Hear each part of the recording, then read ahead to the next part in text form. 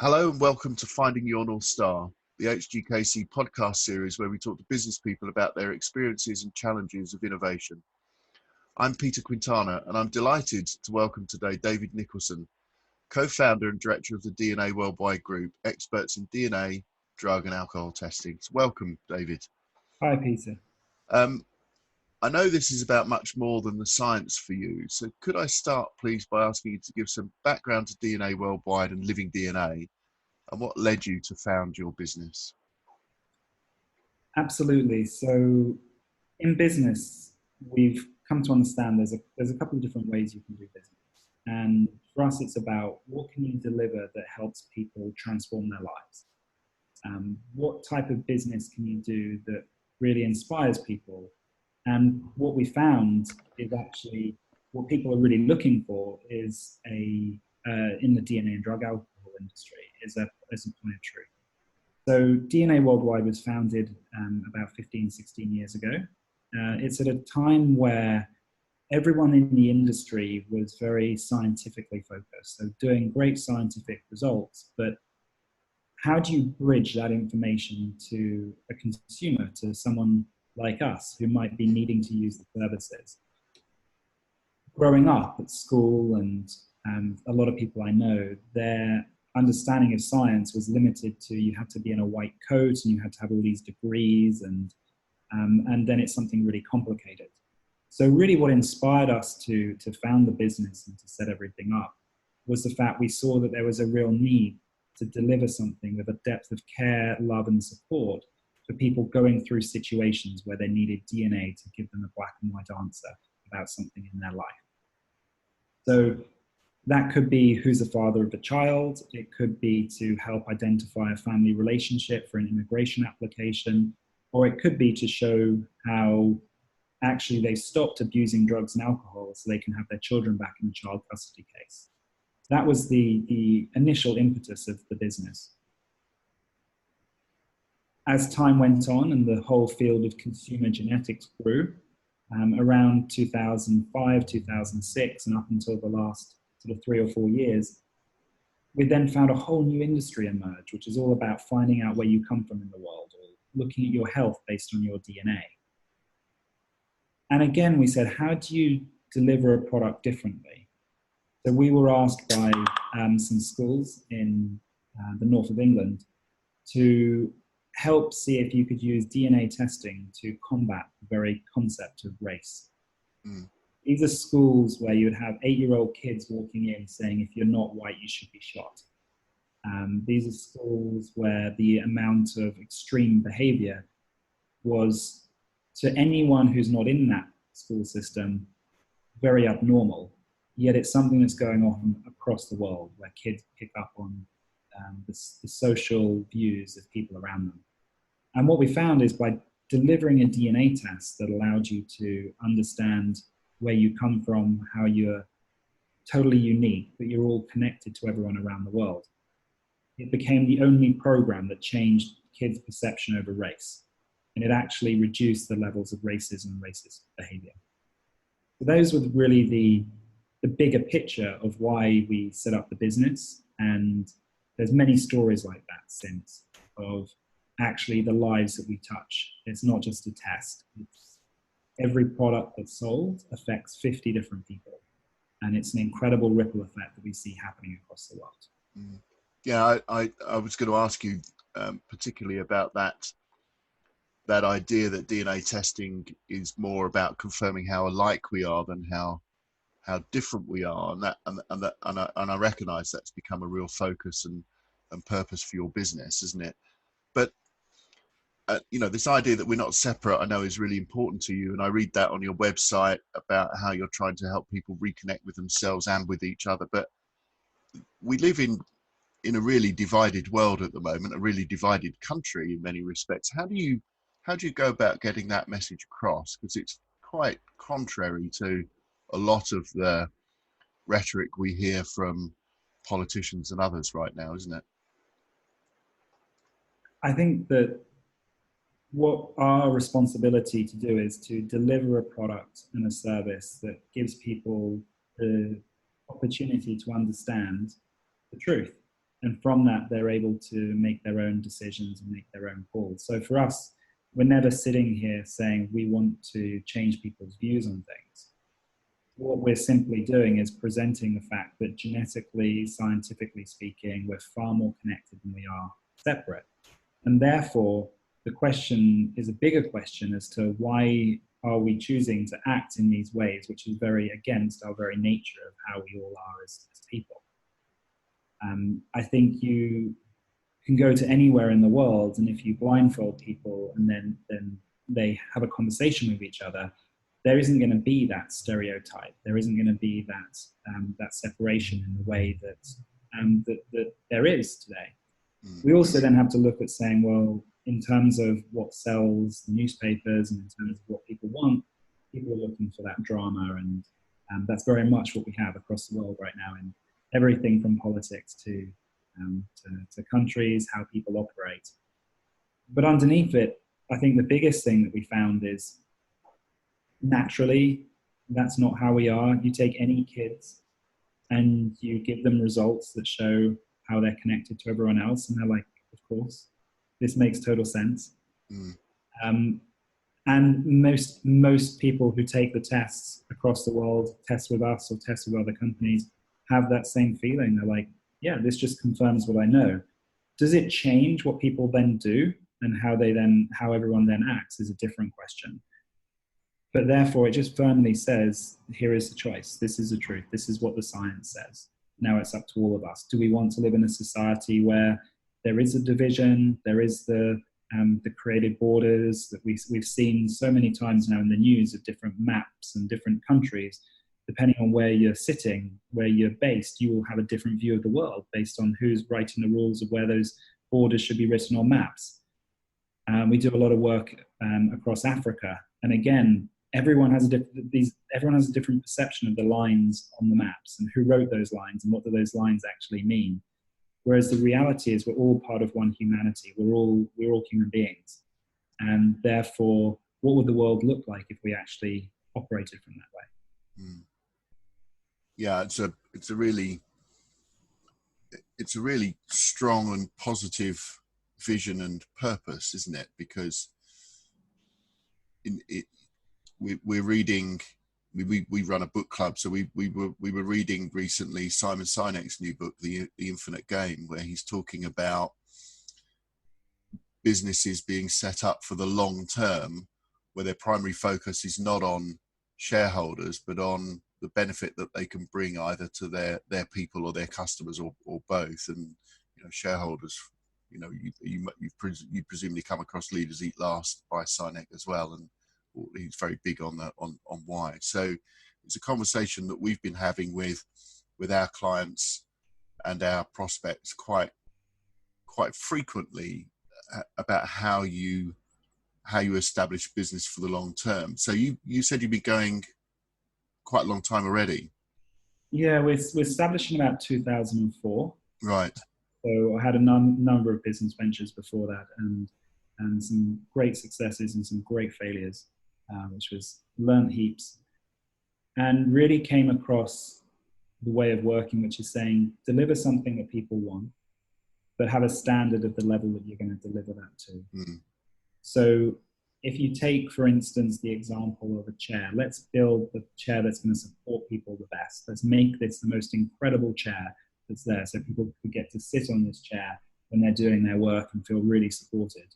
And then people will copy that, and you go on to build the next thing. And that's kind of the philosophy that we've taken into our business, which is keep raising the standards, but not just raising the standards for us, because that means we are the most competitive in the market, but actually raise the standards of the entire industry. And that's what we've been doing in the both of the industries we're in. And in the drug testing industry where we're at, we've raised the bar on the quality and the level of details that labs need to go to, have basically been set by the way we've operated across that legal system. And that is incredible, because that means that actually we're forced to come up with what's next. But it means that everyone who's going through those situations where they need those tests, no one needs to lose out by going to a company that offers a shoddy service. And so for us, it's very much like, let's grow industries rather than just growing companies. And we're naturally taken care of as a result of Do you proactively collaborate with your quote unquote competitors in your sector? To certain degrees, there's competitors, partners that we have and we work with, but otherwise it's just about raising the bar and saying this is what's possible, and people will follow, and then we come up with what's next and what's next, and that's basically how it kind of really how it kind of works. And for us, there's you need to make profits. I think that's one of the things we learned is you can't be all this is about greater good for humanity and you're not making any money, because that doesn't help anyone. And there's nothing wrong with making a lot of money, and that's needed. I think it's how you deliver that and the quality that you deliver along the way. And for us, it's been about navigating and finding a way in business whereby you can have a very successful, profitable business where all the staff at the end of the day feel deeply supported and alive and healthy, and the customers feel the care that goes into the actual products overall. So everyone wins. For us, it's about making sure everyone wins with the business that's actually delivered. Yeah, we were looking at Patagonia yesterday. Patagonia, who make the sort of ski wear. I mean, that's a business that's turning over more than 600 million a year, and making significant profits. But their focus is very much on protecting the planet, isn't it? Everything they do is around, or a lot of what they do is around protecting the planet. So you're absolutely right.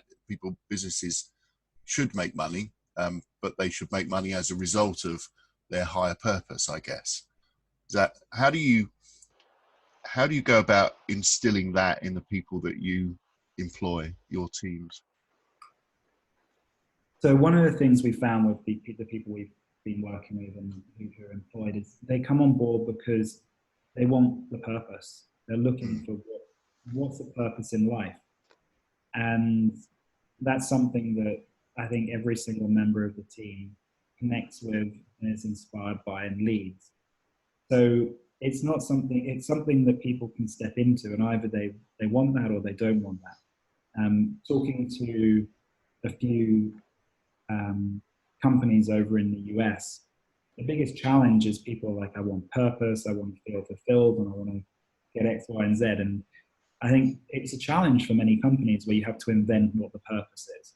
But when that's ingrained within everything that you do, where you just walk in the office and you can speak to anyone and they know the difference that their job makes to someone's life, then you don't have to do anything about it. It just naturally is there, and you have to foster that.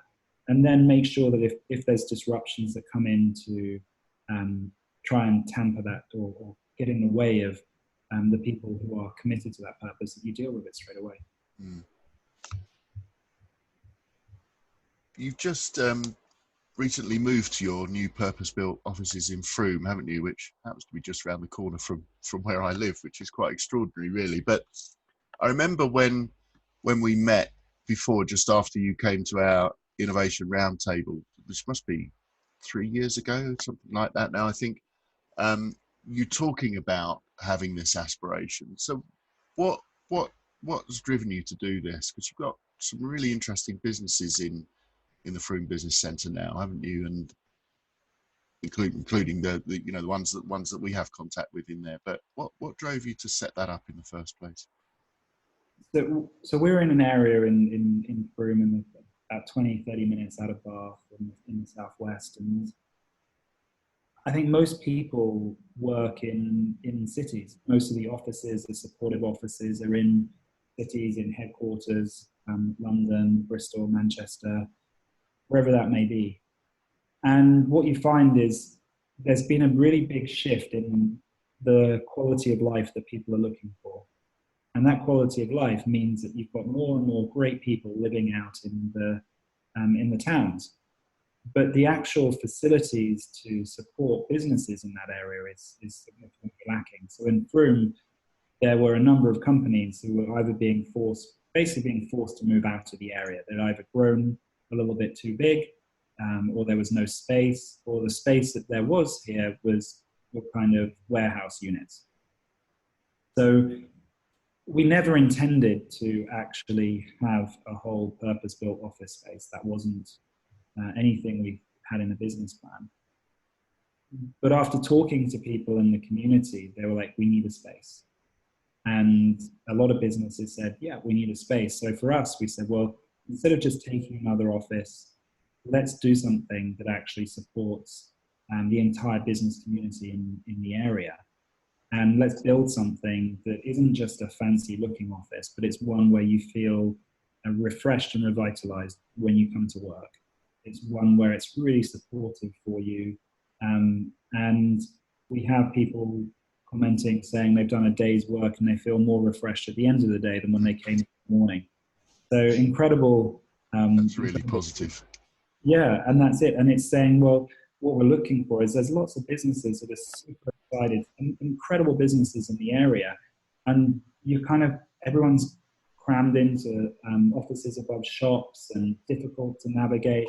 How do you meet clients from London or international clients coming down, and you're a little bit embarrassed by your office space that you've got because, quite frankly, it doesn't really meet the mark of where you think you should be, or you've got the high end, where the I guess chicken factory style WeWork offices, where you've got a tiny little box and lots of co-working, and really what we've done is saying, actually, let's get some companies who really want to grow. Companies that can see the value in having a quality office space, and let's make that possible. So we've got, we were full pretty much just after launching the site, and we've got a waiting list at the moment and some more spaces that we're looking at opening up. So there's another few offices available, but yeah, it's been incredible to see the response. That's more offices in your current site, is it? Or are you looking at new sites as well? At the moment, we're looking at our current site and just how we can open up a few more spaces, because we've got quite a long waiting list now. And there's a few spaces that have potential to open up and to be there for another 3 or 4 companies. Excellent. And do you envisage another one somewhere else, or another one in the Frome area at some point? Again, if the demand's there and if people are looking for it, then we're open to whatever is needed. Yeah. Good. Pretty Well, I've been over there a couple of times, and I can certainly agree that it's a really nice place to work. Really nice place to work. You've done a great job there, actually. So what does the future hold for DNA Worldwide? You talked about building an industry and being, leading the development of that, and the next thing and the next thing to keep ahead, to keep being the pioneer in what you're doing. So where do you see yourself in 3 years, 5 years? What's next? The entire way that people relate to themselves is going through a shift. We're moving from the post-cause era of having a condition, having an illness, and then trying to get that fixed by the doctor, to going to a preventative care system. And either the fact we're forced to do that because financially healthcare systems are struggling, or proactively we're saying, why do we have to put ourselves through the state we put ourselves in? And so what we're seeing with all of the personal genomics and the home testing markets and this, I guess, information era where we can basically find out so much about what's going on with our bodies, what we're seeing is that industry is going to be the next wave that's actually happening. So how do you deliver in that industry where, again, it can be very scientific and very off-putting? How do you deliver something where people can embrace what's actually on offer here? Where they can embrace and get a sense of saying, I've got a DNA test or I've taken a blood test and it's telling me how my body responds to certain things. Now I have the ability to make a change in my lifestyle. And what does that actually do? Does that improve things or not? how do we empower people in that way? So the next few years, I think it's going to be an educative period where people start to understand that actually the way we go about living is going to be very different. And you've already got a lot of millions of people around the world doing this. Your early adopters, so to speak, across the world, taking all these tests, understanding, putting two and two together. We all know we should do more exercise, eat better food, and do this. But what's the first thing you can do to make that step going forward? And how do you track that so that actually you feel like, yeah, I could do something about it? How do you combine that with mental health issues so that actually you can look at not only how do you change the patterns of behavior, but what's leading you to those patterns in the first place. I had a really great example. I had someone, absolutely honest guy, work for us 5-6 years ago, and he would come in the morning and go, David, today I feel really sad, so I'm going to eat this whole loaf of bread. And it's just like totally honest, but it's like, actually, yeah, the issue isn't don't eat the bread. It's like, hey, why are you feeling sad today? What's going on? It's common sense stuff, but it's stuff that actually we will, as a society, get to the point either by being forced because there isn't the funding there to keep picking up the pieces, or by choice to look at how we're living. So I think that's going to be the big area of how everything converges together. Do you envisage taking a more sort of collaborative or consultative position with institutions like the NHS, for example, or mental health practitioners, helping them using what you do to support them in their processes? Yeah. So look, as a company, we're a small company. We're nowhere. There's huge giants out there, and for us, it's all about collaborations and partnerships, and it's been something that's been really strong from the beginning.